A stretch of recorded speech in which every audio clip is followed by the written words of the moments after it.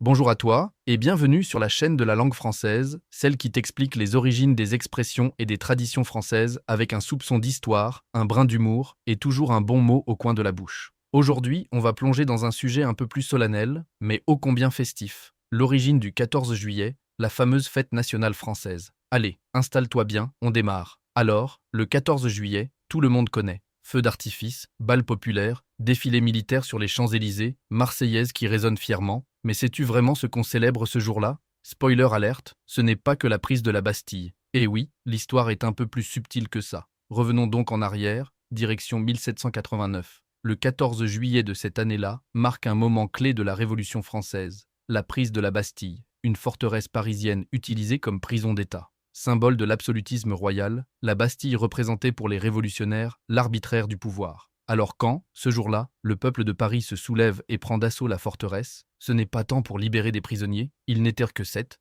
que pour envoyer un message fort à la monarchie. Le peuple veut sa liberté et il est prêt à se battre pour elle. Mais ce n'est pas exactement cette prise d'assaut qu'on célèbre chaque année depuis. Non, le 14 juillet est officiellement devenu fête nationale en 1880, et c'est là que ça devient intéressant. Ce jour n'a pas été choisi uniquement pour commémorer la Bastille. En fait, les députés républicains de l'époque hésitaient. Fallait-il vraiment célébrer un jour de violence et d'insurrection? Ce n'était pas très vendeur, ni très rassembleur. Alors, ils ont préféré associer cette date à un autre 14 juillet, celui de 1790. Un an après la prise de la Bastille, le 14 juillet 1790, on organise ce qu'on appelle la fête de la Fédération. Cette journée-là, des milliers de Français venus de toutes les provinces se retrouvent au Champ de Mars à Paris pour fêter l'unité nationale. Louis XVI lui-même y assiste, tout comme Lafayette, et l'ambiance est plutôt bon enfant. On y voit une France réconciliée, une monarchie constitutionnelle en construction et un peuple rassemblé autour des valeurs de liberté, d'égalité et de fraternité. C'est donc ce double anniversaire, la prise de la Bastille et la fête de la Fédération, que l'on célèbre chaque 14 juillet.